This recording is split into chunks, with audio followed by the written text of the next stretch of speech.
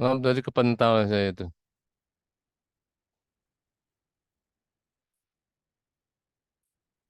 Tadi tolong dibuka lagi Pak Dul ya. Tadi tadi saya kepental ketika mencet, diizinkan lagi untuk share screen. Iya, sebentar. Sudah, Ustaz. Udah ya. Ya.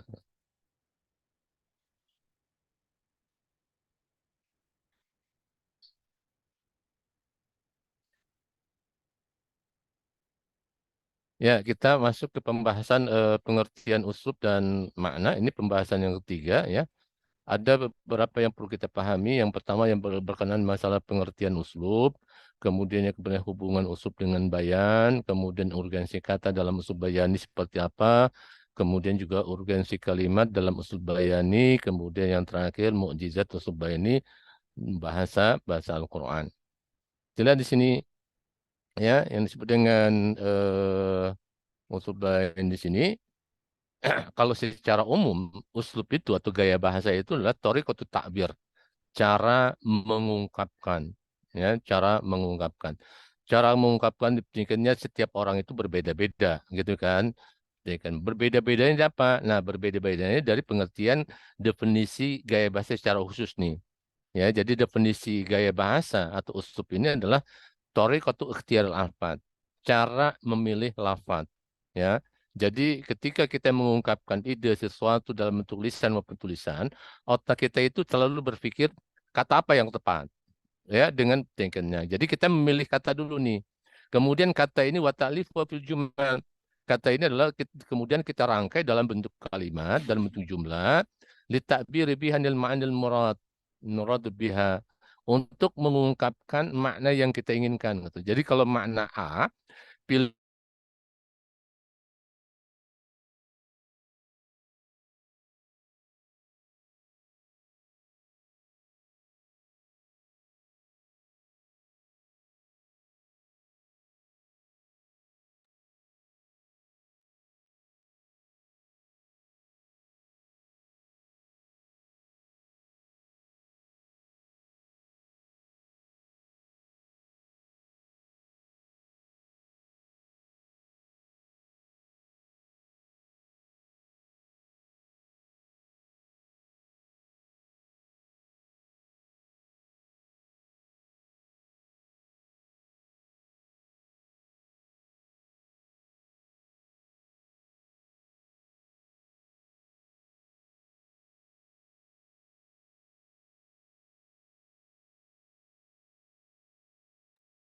Ustaz, Afwan itu masih kemute.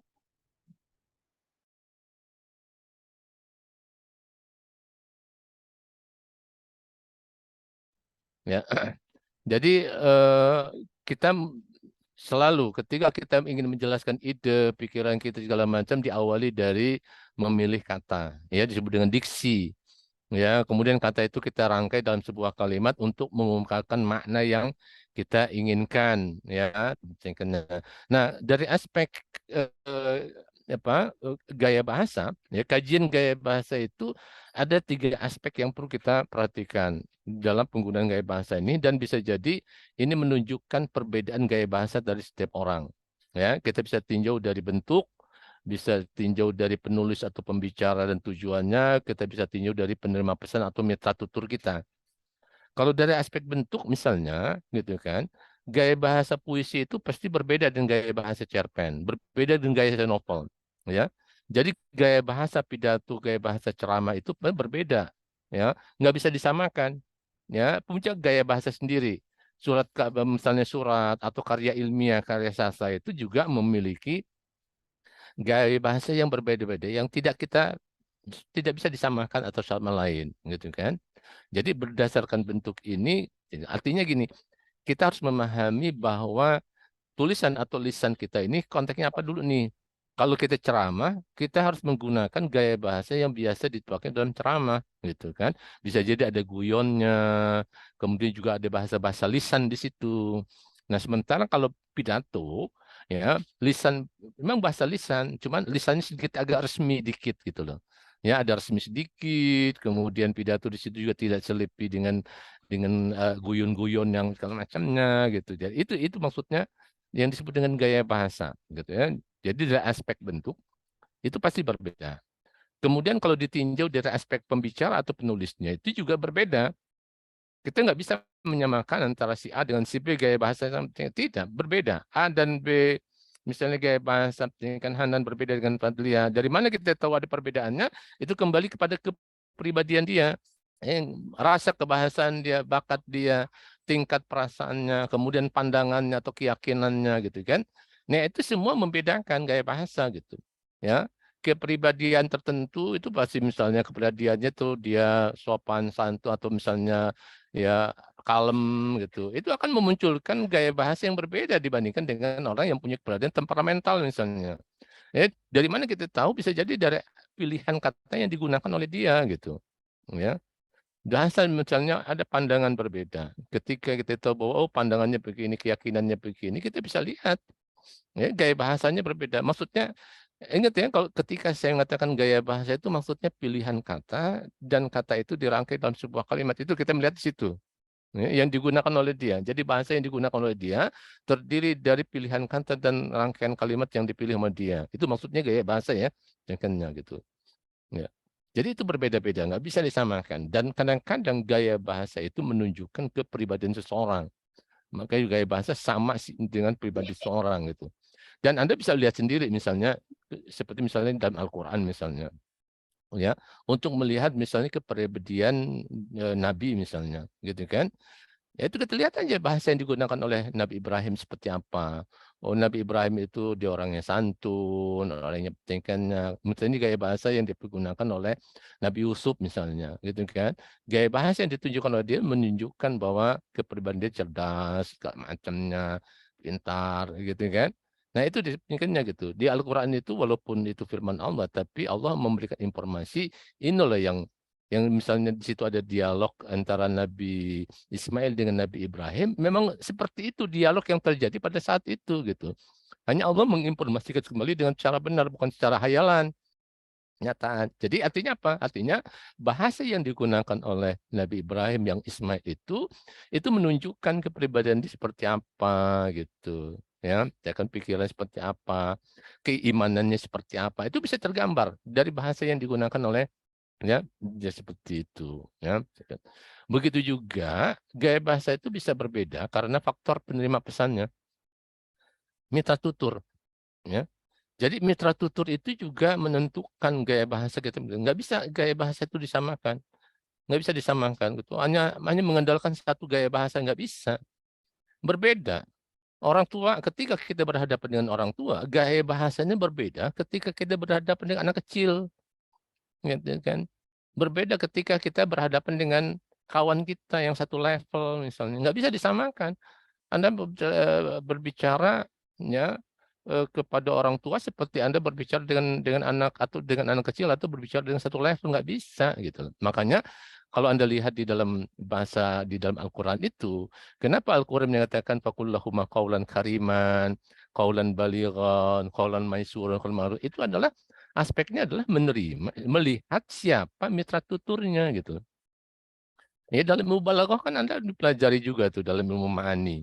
Ya, dalam ilmu ma'ani ketika Anda menyampaikan kalimat berita kan, itu kan kalimat berita yang kamu ungkapkan gaya bahasanya, ya pilihan katanya. Kenapa perlu ada takkid? Kenapa perlu tidak ada takkid? Karena melihat dari yang menerima pesan Anda beri kalimat berita itu siapa? Kalau yang menerima pesan kalimat berita yang Anda buat itu adalah Anda yakin bahwa dia tidak memberi artinya bisa menerima kalimat berita Anda, ya gaya bahasa nggak perlu ada tekanan gitu kan. Tapi kalau Anda yakin bahwa mitra tutur Anda ini yang mengingkari, nggak percaya dengan omongan Anda, pasti Anda pakai gaya tekanan gitu. Pilihan katanya ada wallahi gitu kan. Soal segala macam. Nah, itu gaya bahasa. Kenapa Anda menggunakan pilihan kata wallahi? Karena melihat penerima pesannya si ini gitu loh. Ya. Nah, sehingga perlu ada yang berubah gaya bahasanya gitu. Jadi ya tingkatnya. Di sini kalau hadis ini mengatakan kalau nas ala qadri uqulihim. Artinya berinteraksilah kepada dengan manusia mengikuti kadar intelektualitasnya gitu. Jadi nggak bisa disamakan ya gaya bahasanya. Kita berubah. Seperti misalnya yang kemarin dalam ilmu balaghah, saya sudah mengatakan misalnya, kan dalam istilah balaghah itu kan ada fasih dan balik. Kalau fasih itu berkaitan dengan masalah struktur, pasti kaidah-kaidah benar. Dan kan kalau balik itu sesuai dengan konteks. Konteks siapa orang yang kita hadapi. Ya, seperti misalnya kalau kamu mau kemana, kamu mau pergi kemana, gitu kan. Nah, ketika orang mengatakan kamu pergi kemana, ini balik nggak? Dilihat siapa dulu penerima pesannya. Kalau penerima pesannya adalah kawan sendiri yang satu level, dibalik. Tapi kalau yang penerima pesannya orang tua, nggak balik. Gitu. Lantas untuk supaya balik bagaimana? Ya pilihan katanya harus ada diganti. Kata kamu itu diganti gitu loh. Ya. Jadi Anda jangan memilih kata kamu, tapi pilihlah kata ayah mau kemana, ibu mau kemana, gitu-gitu. Itulah yang disebut dengan tadi cara memilih lafaz sesuai dengan ya, siapa mitra tutur kita gitu. Jadi dari sini bahwa eh, pengertian ilmu, pengertian gaya bahasa itu adalah seperti itu ya. Mudah-mudahan Anda bisa memahaminya. Kan. Ada yang ingin bertanya di sini? Sebelum saya lanjutkan, Anda ingin bertanya berkaitan masalah gaya bahasa? Gaya bahasa ya. Anda lihat nanti ya, nanti di sini aspeknya ketika kita nanti ada kajian berkaitan masalah mukjizat bahasa Al-Quran. Bahasa Al-Quran itu ya memiliki keistimewaan dari aspek gaya bahasanya. Jadi mukjizat yang pertama ada dalam bahasa dalam Al-Quran itu adalah mukjizat dari aspek bahasa. Apa maksud bahasa? Aspek gaya bahasanya. Ya, bukan bahasa Arabnya. Gaya bahasa yang diungkapkan di dalam Al-Quran itu, ayat-ayatnya, dari pilihan katanya, dari rangkaian kalimatnya, dari gabungan kalimat dengan kalimatnya, dari ayat dengan ayatnya, itulah yang tidak bisa ditirukan oleh orang lain. Uslubul Quran, uslubun wahid, satu-satunya gaya bahasa yang tidak bisa ditirukan oleh orang lain. Mujizat. Nah, itulah yang pentingnya gitu kan. Dalam sebuah komunikasi juga ada informasi bahwa ya, setiap orang memiliki gaya bahasa yang tidak penting. Maka dari itu seperti misalnya kalau ada misalnya gini, saya kasih contoh. eh, ini Anda misalnya dalam mata kuliah menulis misalnya, ya Anda menulis misalnya coba tulis judul temanya sama misalnya muhim ahamiyatul lughah Arabiyah misalnya seperti itu. Ya saya nggak khawatir kalau kamu duduk berdekatan gitu. Lihat aja nanti bahasanya. Kalau bahasanya sama, harpan biharpin misalnya. Dari pilihan katanya sama, kemudian kata itu diletakkan di dalam struktur seperti apa, sama juga urutannya, kemudian segala macamnya, itu pasti ada yang nyontek. Itu pasti ada yang nyontek gitu kan. Itu yang sebelum pelagian, harpan biharpin. Tapi kalau selama Anda tidak nyontek, sekalipun ada pilihan kata yang tepat, yang sama, kebetulan sama, pasti di dalam rangkaian kalimatnya beda, beda pasti diletakkannya, pasti ada beda gitu, ya ketahuan, ya tingkatnya gitu. Nah itu contoh tingkatnya, ya berkaitan dengan masalah.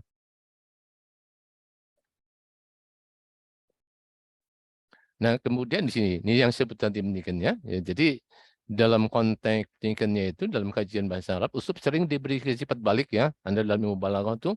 Jadi secara terminologi adalah menyampaikan makna yang agung secara terang. Nah ini pengertian dalam ilmu balaghahnya tadi ini. Ya, yang kamu pelajari dalam mubalaghah, terang menggunakan kata-kata yang benar, memiliki kesan dalam hati yang cukup menarik, serta kalimat sesuai dengan kondisi dan situasi sekaligus yang diajak bicara. Kemudian perkataan balik ini perkataan yang sesuai dengan kondisi percakapan, lafaz-lafaznya telah pasti, baik kata maupun kalimatnya. Jadi definisi percakapan ini, ya, nah ini ngerti. Perkataan dalam bahasanya likuli maqalin maqam, walikuli maqamlin maqal. Jadi setiap perkataan itu pasti ada tempatnya. Setiap tempat pasti ada perkataannya. Nggak bisa disamakan. Gitu kan? Kalau makolnya itu berkaitan dengan masalah misalnya bela sangkawa, tentu makomnya di waktu bela sangkawa. Kalau dalam macamnya gitu kan. Kalau makomnya itu dalam membuktikan kesenangan, berarti makolnya juga menunjukkan sebuah kesenangan. Begitu kan? Jadi ada makolnya. Ya, makomnya. Seperti misalnya begini. Di kadang-kadang misalnya kalau Anda tingkatnya saya di kelas, kemudian tiba-tiba ada pimpinan masuk ke dalam kelas, kemudian saya katakan keluar kamu, nah itu kan nggak sesuai dengan makol itu, dengan makomnya, gitu kan? Nah gitu. Jadi seperti itu. Jadi Anda harus memahami hal-hal yang seperti ini berkaitan dengan masalah gaya bahasa. Ya, maka dari itu mukjizat Al-Quran dari sisi bahasanya terletak pada uslubnya dan menjadi satu-satunya uslub yang tidak dapat ditandingi siapapun juga. Makanya Al-Quran itu menyatakan wa in kuntum fi raibin mimman nazzalna ala abdina fa'tu bi suratin min mithli. Anda lihat sini ya. Lihat fa'tu bi suratin, coba kamu datangkan kalau segala macam, dan inilah yang tidak mampu dilakukan oleh manusia untuk menyaingi gaya bahasa Al-Quran gitu ya. Jadi ketika pertama kali berinteraksi dengan masyarakat Arab, muncul melalui gaya bahasanya dulu yang luar biasa nih. Ya, telah banyak dibuktikan berbagai macam kajian ilmu, ya ada Jazul Lughawi, Al-Izadul Ilmi, Idul Bayan, Idul Tasyushi, banyak sekali ulama-ulama. Ini menjadi sebuah kajian yang tidak pernah berhenti habis-habisnya. Ya, tidak habis-habisnya untuk diteliti, dikaji, khususnya yang berkaitan dengan masalah Al-Ijazul Lughawi, Ijazul Ilmi, dan Idul Bayani, ya kan, begitu. Dan Anda bisa meneliti dalam hal-hal seperti ini. Ya, menulis berkaitan dengan masalah gaya bahasa Al-Quran, termasuk di dalam yang dalam balaghah yang kamu pelajari, yang tolabi dengan guru talabi, itu juga termasuk gaya bahasa. Ya, yang tolabi, istifham, nahi, segala macamnya, itu adalah ya berkaitan dengan masalah al-ijazul bayani. Ya, al-ijazul lughawi. Jadi seperti apa tuh gitu ya, Nah, sekarang kita lihat bagaimana hubungan uslub dengan al-bayan di sini. Ini al-bayan ini saya ambil dari Al-Quran ya, yang ayat surat Ar-Rahman, khalaqal insan 'allamahul bayan.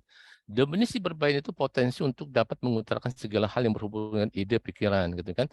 Saya nggak bisa mendapatkan takobul bayan ini artinya apa nih. Makanya pakai juga potensi berbayan seseorang itu meliputi kompetensi berbayan ini, ada kompetensi berbahasa dan ada kompetensi linguistik. Ya, dibilang kompetensi berbayan bisa jadi untuk komunikasi, tapi untuk pendidikannya gitu. Makanya ada kata sini innal minal bayin lasirah, ini hadis nih. Ya, sesungguhnya dalam penjelasan itu adalah sesuatu yang amat sangat menarik, laksana sihir. Apa sesuatu yang baik laksana sihir itu? Ya bahasa tadi. Anda bisa mengungkapkan dengan pilihan bahasa dan kalimat yang tepat, dengan bahasa secara kopi berbahasa baik, tuturannya baik, gitu kan. Kemudian juga linguistiknya juga mesti jadi dengan kompetensi berbahasa dan kompetensi kebahasaan. Dua-duanya sehingga memiliki potensi berbahaya menjelaskan itu dengan benar. Jadi ketika ada kompetensi berbahasa dan kompetensi menjadi satu, nah, apa yang diutarakan itu menjadi bagus tadi, menjadi jelas. Bisa jadi nanti di sini sihirnya.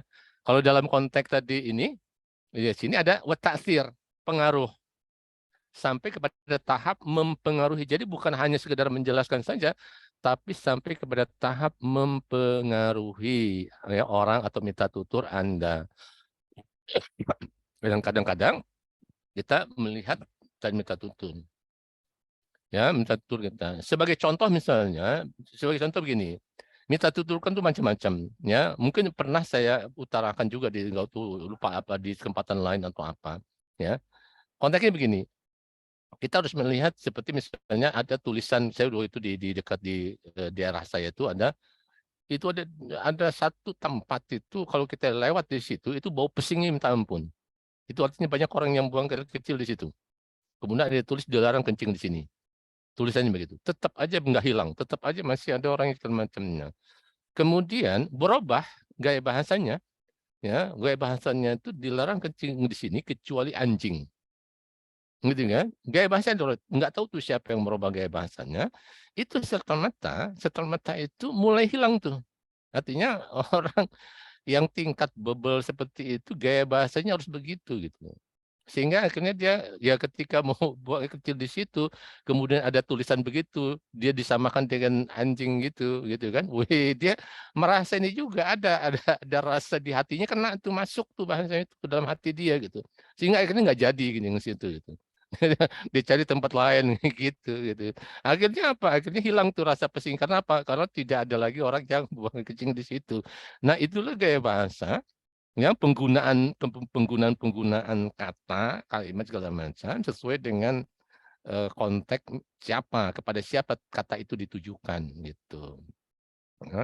Nah, disinilah penelitiannya gitu. Jadi kalau penelitian Al-Bayan di sini, Al-Bayan ini kalau secara etimologi itu al-hujjah, al-mantiq as-sahih. Jadi khalaqal insan allamahul bayan. Jadi Allah itu sudah mengajarkan kepada kita semua manusia diajarkan oleh Allah. Al-bayan maksudnya secara bahasa dilatul hujah. Artinya apa? Artinya kita bisa berargumentasi secara logik, secara valid. Begitu juga logika kita juga bisa benar gitu. Kita bisa menggunakan logika kita dalam berbahasa. Sebab di dalam berbahasa itu ada logika bahasa, gitu kan? Nah, logika bahasa itu kita akan benar nanti gitu. Jadi secara terminologi perkataan yang menyingkap hakikat suatu keadaan dan mengandung pesan sesuai keinginan hatinya. Ya, itu secara terminologi gitu. Al-bayan tadi. Perkataan yang menyingkap hakikat suatu keadaan mengandung pesan sesuai keinginan hatinya. Nah, kalau uslub bayan ini bersifat untuk menyifati uslub menjadi uslub bayani, jadi uslub itu berfungsi dan bermakna sebagai alat penjelas yang bersifat informatif dan argumentatif dari pikiran, perasaan, dan kemauan individunya. Dan memberi kesan yang mendalam dan mempengaruhi orang lain. Gitu. Ya, mempengaruhi orang lain, uslub penyikarnya gitu. Nah inilah penyikarnya gitu. Jadi gaya bahasa itu harus berfungsi dan bermakna. Informatif, maksudnya informatif dan argumentatif dari pikirannya itu kalau konteksnya kita sedang diskusi. Ya. Jadi itu, Anda pernah belajar filsafat ilmu. Filsafat itu ada filsafat bahasa. Bahwa dalam filsafat itu dikatakan bahwa kelemahan bahasa itu dibilang, ini menurut orang filsafatnya, bahwa kelemahan bahasa itu adalah memiliki multifungsi. Ada fungsi afektif, ada fungsi emotif, ada fungsi informatif gitu. Bagi orang filsafat mengatakan itu kelemahan, tapi bagi orang bahasa itu merupakan sebuah kelebihan. Ya, bahwa di dalam bahasa itu memiliki kelebihan multifungsi tadi gitu. Tinggal bagaimana kita memanfaatkan bahasa itu. Ya, kalau dalam konteks kita berdiskusi, ya fungsi informatif yang harus kita gitu kan. Fungsi informatifnya harus kita tonjolkan gitu. Kalau kita memang sedang marah segala macam, fungsi emotif gitu. Jangan kita diskusi tapi yang muncul gaya bahasanya fungsi emotifnya itu nanti berantakan puas ininya gitu. Diskusi jadi amburadul nanti berantakan marah-marah segala macamnya gitu. Begitu juga afektif sikap.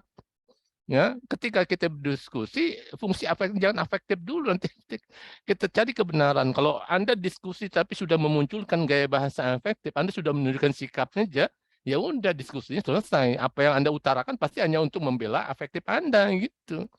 Bukan untuk mencari kebenaran gitu. Jadi intinya gitu. Jadi itu semua kita bisa pakai gunakan pada tempatnya tadi likuli makolin makom pada makom yang tepat gitu.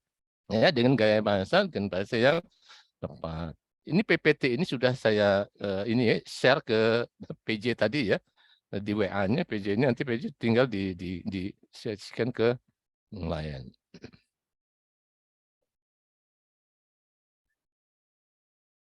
Ya, cekennya. Dari sini ada yang ingin ditanyakan tidak?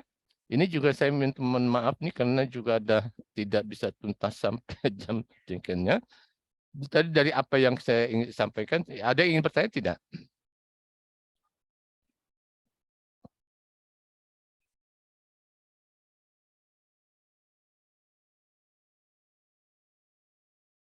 Coba Anda diskusi ini. Anda bisa menayangkan ini saya stop share. Nanti siapa PJ-nya? Coba Anda tayangkan dan Anda tolong diskusi berkenaan dengan masalah ini, bingkai informatif dan argumentatif, segala macam. Nah ini ada contoh-contohnya. Coba Anda lihat di mana letak serasi dan tempatnya. Abasa wa tawalla an jaul ama wala ta'khudhum bikum rafa. Kemudian ini juga fasi dan balik. Saya rasa Anda kemarin di awal-awal sudah saya sampaikan ini. Ini berkaitan dengan masalah fasi dan baliknya. Kemudian situasi dan kondisinya. Ini juga sudah saya ya situasi dan kondisi maling diamankan polisi pada diamankan polisi. Lihat kalau konteksnya seperti apa, makna diamankan itu tentu berbeda nanti. Kemudian yang berkaitan masalah argumentatif, ya. Nah di sini fakulalahu qaulan layyin lalu yatadzakar aw yakhsha. Ya, di sini menggunakan ada di sini nih fungsi multi afektif segala macamnya gitu. Dalam konteks seperti misalnya Nabi Musa berdakwah kepada Firaun itu ya menggunakan informatif dan argumentatif segala macam dengan menggunakan.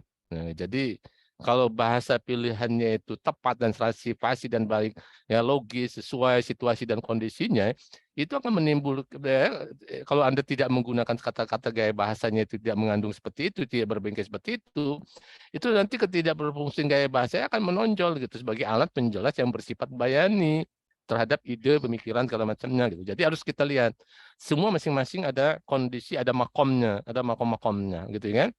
Baik dari kata yang kita pakai ataupun kalimat yang kita gunakan. Seperti misalnya ini.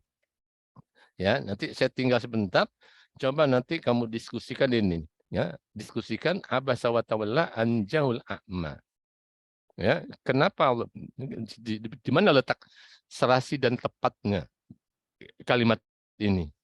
Ya, saya tinggal sebentar ya. Kamu ini kan diskusikan ini. Nggak perlu saya kamu lihat aja di sini. Ini dua ayat ini yang saya ingin Anda mendiskusikan di mana letak serasi dan tepatnya ayat ini dengan memperhatikan situasi dan kondisi.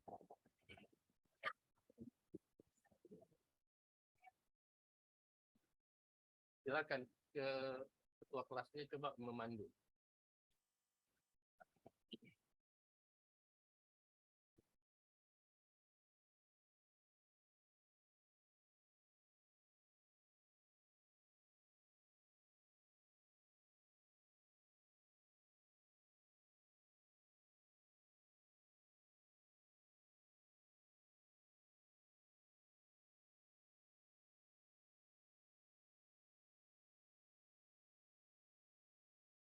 Berpaling ketika datang kepadanya orang buta. Kan begitu bahasanya tuh.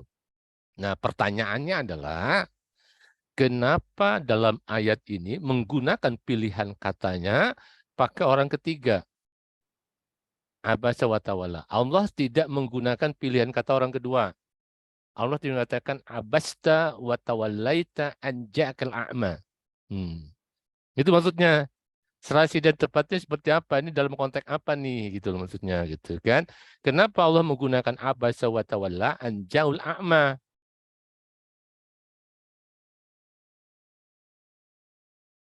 Coba. Kenapa? Ini bisa nggak Anda pahami bahwa ini adalah sebuah teguran Allah? Ini kan? Sebuah kritik Allah kepada Nabi Muhammad. Kan gitu? Pertanyaannya, kenapa bahasanya begini? Di mana letak serasi dan ketepatan bahasa yang Allah ajarkan di sini dalam bahasa ini? Coba siapa ya? Tahu? Fadul ya? Farah? Anan? Dan yang lainnya?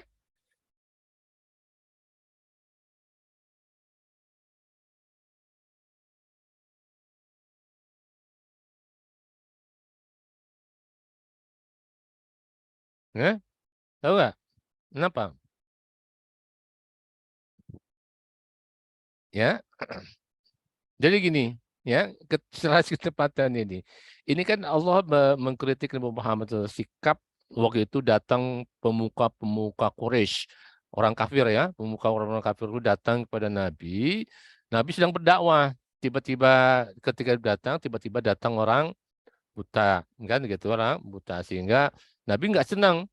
Karena sedang berdakwah nih, sedang mendakwah, mudah-mudahan di antara mereka itu ada yang masuk Islam, yang menerima Islam. Tapi di tengah dakwah Nabi itu pada mereka itu datang orang buta oleh yang dibilang itu mungkin sedikit mengganggu, gitu kan?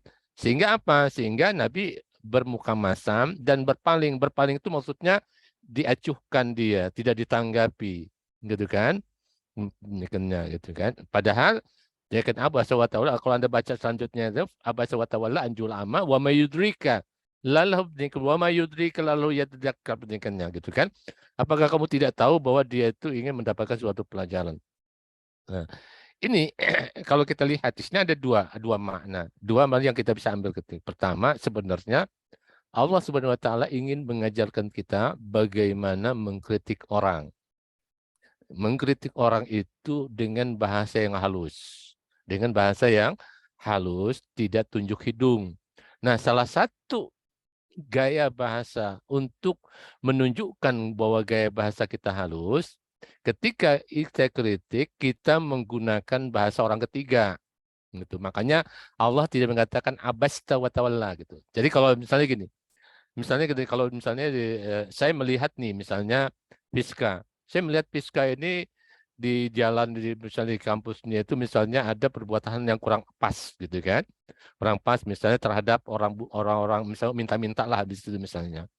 Kemudian ketika saya masuk kelas ini gitu kan, saya ingin kritik Piska dari perbuatan tadi. Tapi saya tidak menggunakan kamu Piska, kenapa kamu lagi? Tidak begitu gitu kan. Tapi bahasa saya itu menunjukkan orang ketiga gitu kan. Bahwa tadi ada melihat seseorang berbuat begini, begini, begini, begini gitu kan. Nah pertanyaannya kira-kira Piska itu merasa nggak disindir? Gitu kan, kan gitu. Ya gitu. Tapi orang lain, teman-temannya tahu nggak bahwa saya menyindir Piska? Nggak ada yang tahu, nggak ada yang tahu kan gitu. Artinya apa? Artinya muka Fiska itu dijaga gitu kan. Artinya Musa itu supaya tidak dia malu, tidak menyirim segala macam, karena dijaga bahasanya. Orang nggak tahu bahwa saya menyindir Fiska. Kenapa? Karena gaya bahasa yang pakai kayak gaya orang ketiga gitu. Beda kalau saya katakan kalau pakai orang kedua. Terus kenapa kamu begini-begini? Tentu kan dia merasa malu dong gitu kan. Karena dikritiknya di depan umum gitu. Nah, itu adalah satu cara untuk mengkritik kalau kita di depan umum seperti itu. Apalagi yang kalau kritik itu orang yang mulia, orang yang kita segala macam. Nggak bisa kita menggunakan gaya bahasa yang kita pentingkannya gitu ya. Itu satu. Itu satu. Berkaitan dengan masalah Allah ingin mengajarkan gaya bahasa yang halus, yang sopan dalam mengkritik atau menegur. Kemudian yang kedua, ini saya tanya misalnya gini, Anjahul A'ma, A'ma ini tahu nggak bahwa Nabi itu bermuka masam dan berpaling? Nggak tahu. Ya? Nggak Tahu tahu? karena kita. Nggak Ya? tahu. Nggak tahu atau tahu? Merasa nggak? Nah, kalau katakan merasa nggak? Ya? Orang buta tak merasa nggak bahwa Nabi itu bermuka masam? Ya? Sekarang orang buta itu bisa mengetahui itu dari apa sih? Dengan apa? Dengan perasaannya kan? Perasaan itu jadi peka. Walaupun dia tidak melihat. Kadang-kadang kita yang tidak buta, ya, yang tidak buta justru perasaan kita nggak peka. Tapi mereka orang yang buta itu perasaan peka, ya, perasaan peka. Nah, kepekaan dia tahu nih orang ama ini bahwa Nabi bermuka masam walaupun tidak melihat wajah Nabi seperti apa, dia berpaling seperti apa.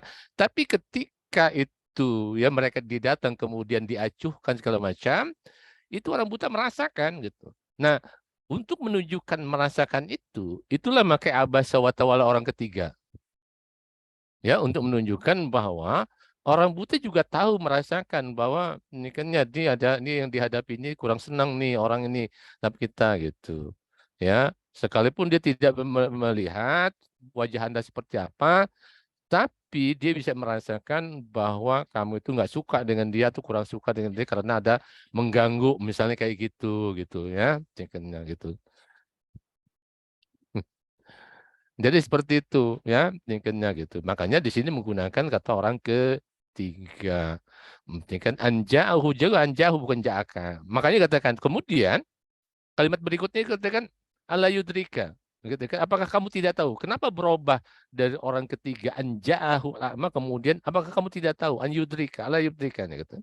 Nah, itu untuk menunjukkan tadi seperti tadi ketika saya menginformasikan ada mengkritik perbuatan Fiska dengan menggunakan orang ketiga, kemudian saya katakan, kamu tahu nggak bahwa perbuatan gini-gini, nah gitu. Jadi perbuatan kayak bahasa saya berubah, bukan pernikahannya, tapi kepada kamu, untuk tujuannya kepada bukan hanya untuk Fiska saja, tapi untuk semuanya, gitu kan?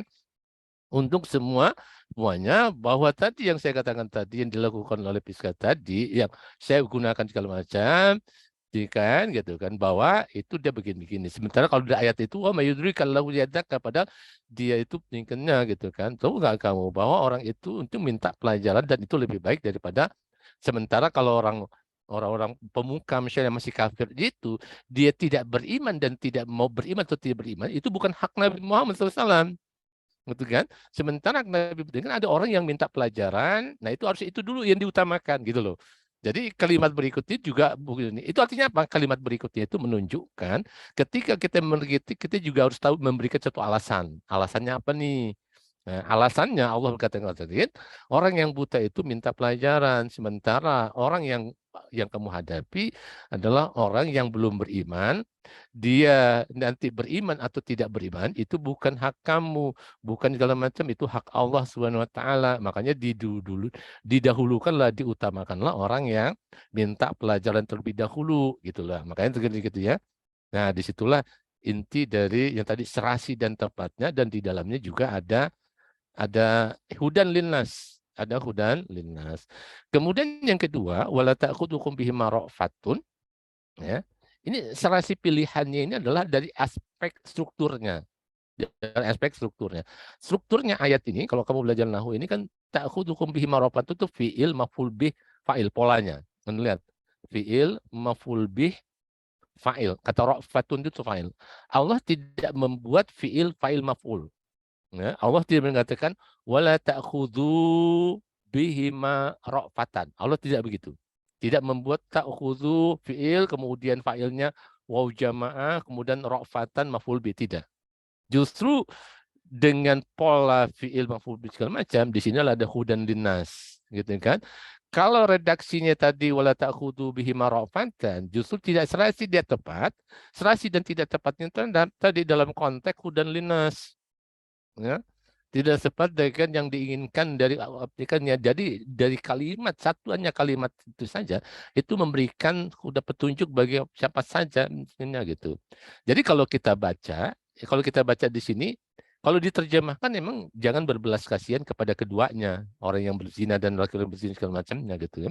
Tapi kalau kita lihat polanya, ra'fatun itu menjadi fa'il, kamu itu menjadi objek, itu kalau kita terjemahkan secara polanya itu jangan sampai belas kasihan menguasai diri kamu.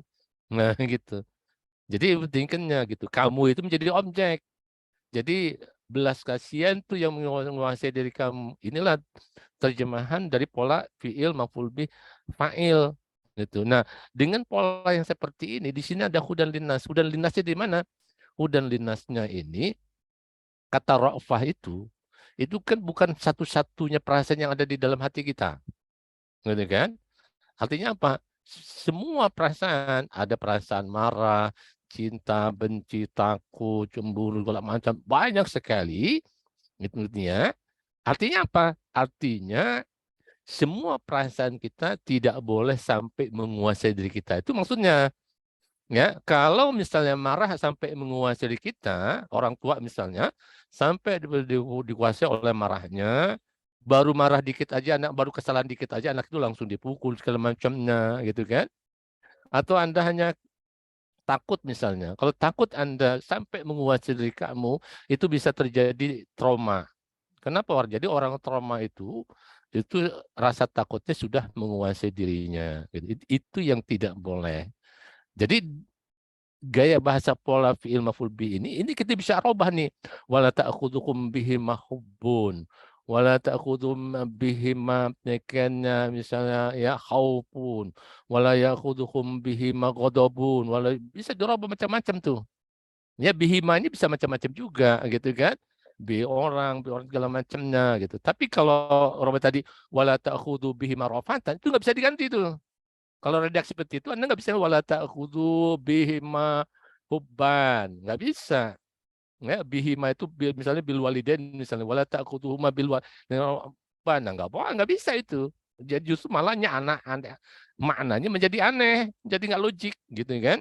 Tetapi kalau wala ta'khudhu bil walidaini hubbun, nah itu artinya apa? Wala ta'khudhuhu bil auladi hubbun. Nah, itu bisa macam-macam. Jadi artinya jangan sampai cinta kamu ke anak itu sampai menguasai diri kamu.